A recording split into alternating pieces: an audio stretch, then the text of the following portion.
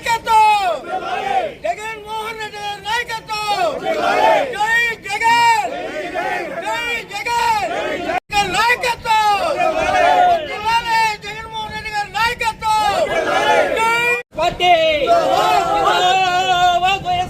సోలం వెనక్కి వచ్చేసారు వైఎస్ఆర్ కాంగ్రెస్ పార్టీ జై జగన్ వైఎస్ఆర్ కాంగ్రెస్ పార్టీ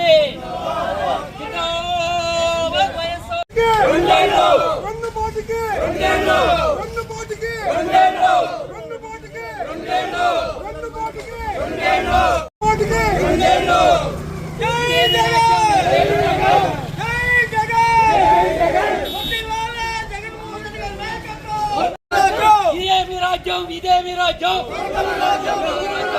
ఇదేమి రాజ్యం ఇదేమి రాజ్యం ఇదేమి రాజ్యం ఇదేమి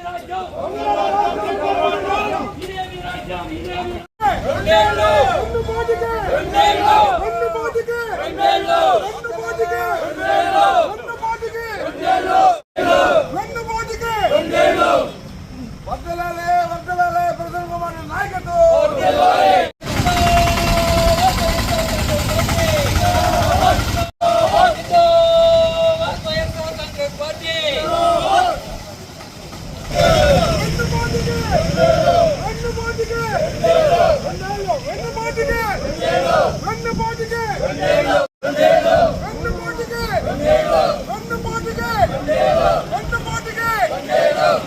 అమలు చేయాలి అమలు చేయాలి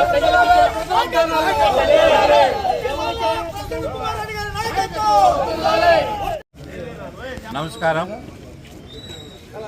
కూటమి ప్రభుత్వం ఏర్పడి 2 సంవత్సరాలు అవుతున్నా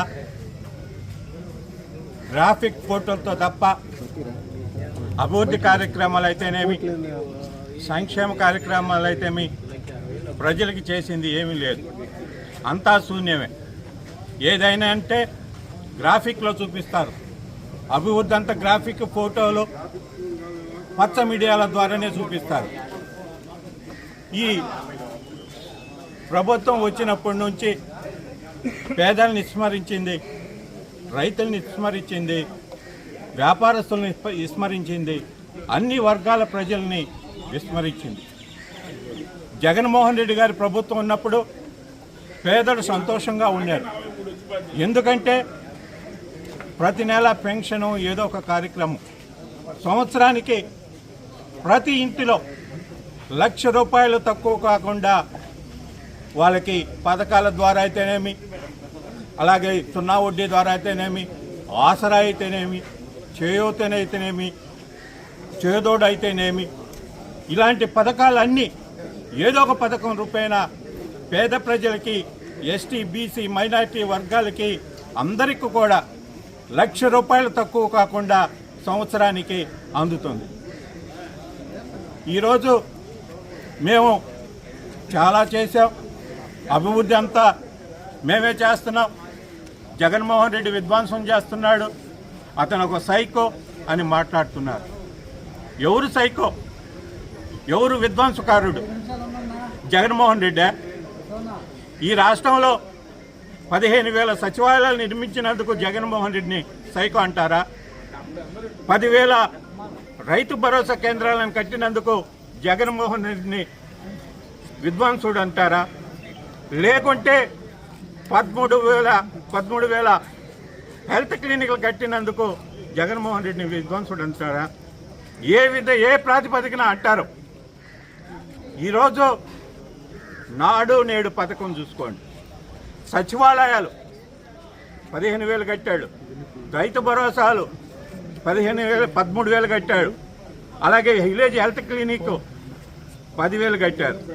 నాడు నేడు పథకం కింద 15 లక్షల స్కూల్స్ని అభివృద్ధి చేశాడు జగన్మోహన్ రెడ్డి గారు. అదేవిధంగా 27 స్కూల్స్ని అభివృద్ధి చేస్తే మధ్యలో ఆగిపోయింది గవర్నమెంట్ పోయిన దానివల్ల. అలాగే నాడు స్కూల్ వల్ల, నాడు నేడు పథకం వల్ల దాదాపు రాష్ట్రంలో 17,000 హాస్పిటల్ పూర్తి చేసిన ఘనత వైఎస్ జగన్మోహన్ రెడ్డి గారికే చెందుతుందని ఈ సందర్భంగా తెలియజేస్తున్నా. ప్రైవేట్ మెడికల్ కాలేజీలకు ఇచ్చారు.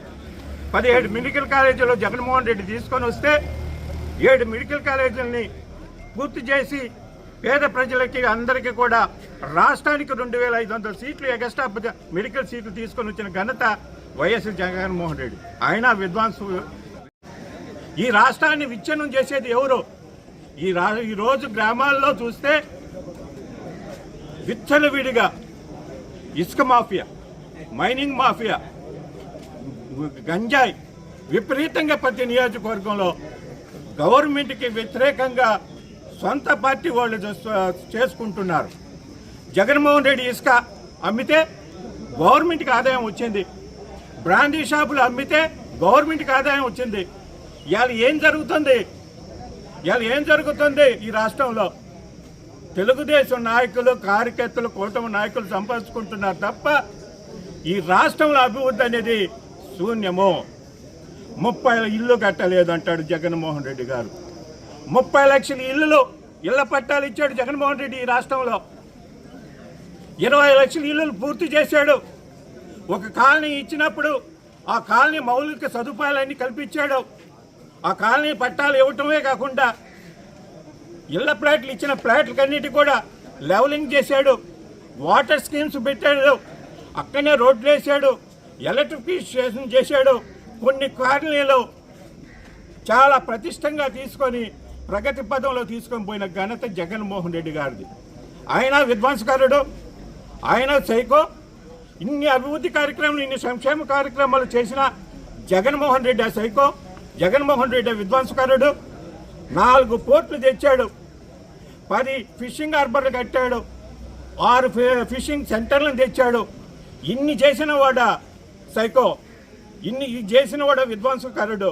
జగన్మోహన్ రెడ్డి ఏ మొహం పెట్టుకొని మీరు అడుగుతున్నారు? ఈ రాష్ట్రంలో పేద ప్రజలు అల్లాడుతున్నారు.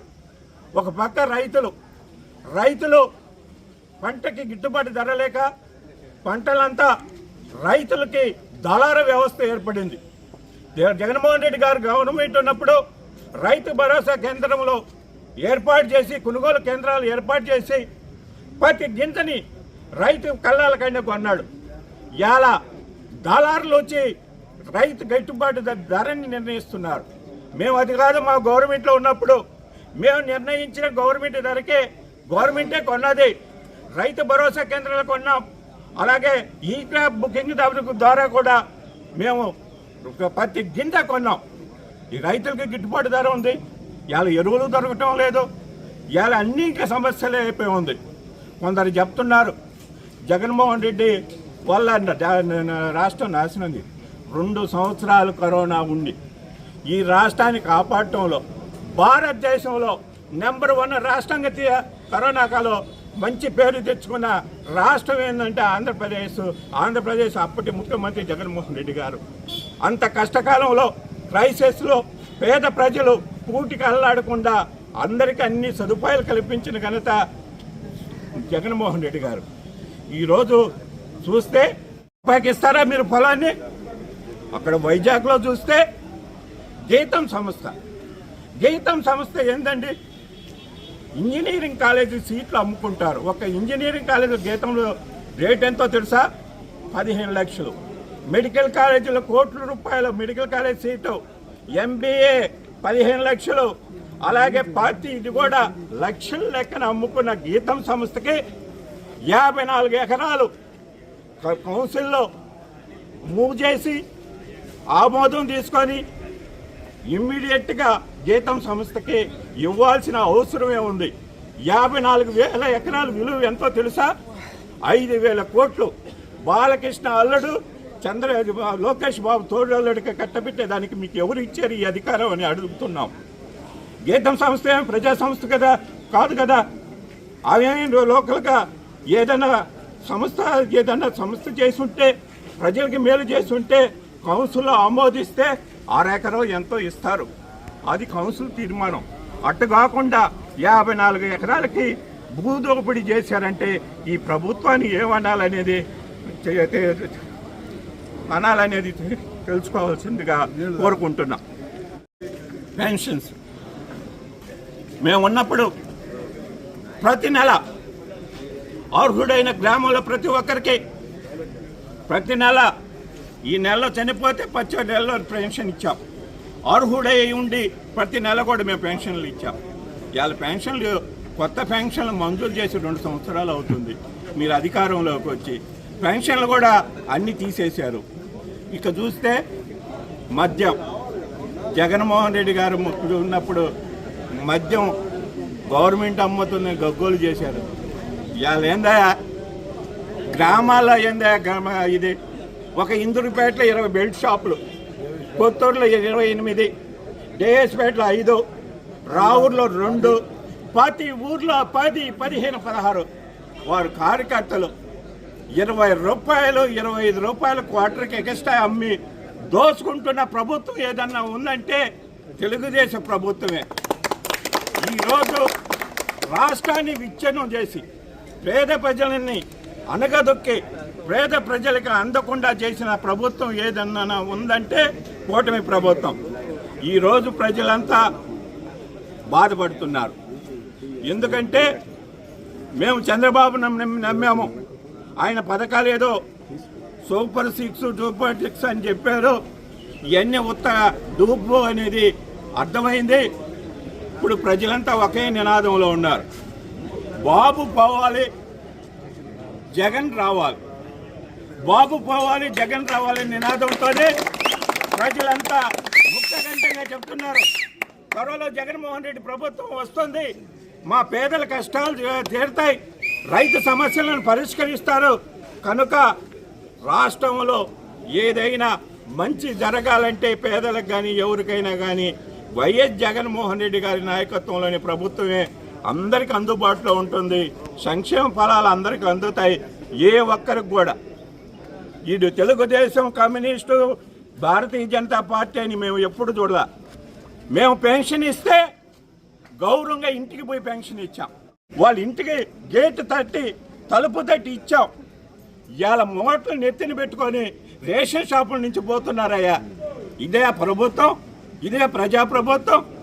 ఏదో అమరావతిలో నేను ఏదో చేస్తున్నామని చెప్తున్నారు. ఏం చేస్తున్నారు? మునిగిపోతుంది. ఈనాడు పేపర్లో కూడా చూసాం, పత్రికలు అందరూ విలేకరులకు అందరికీ కూడా తెలుసు. కనుక 2 ఏళ్ళు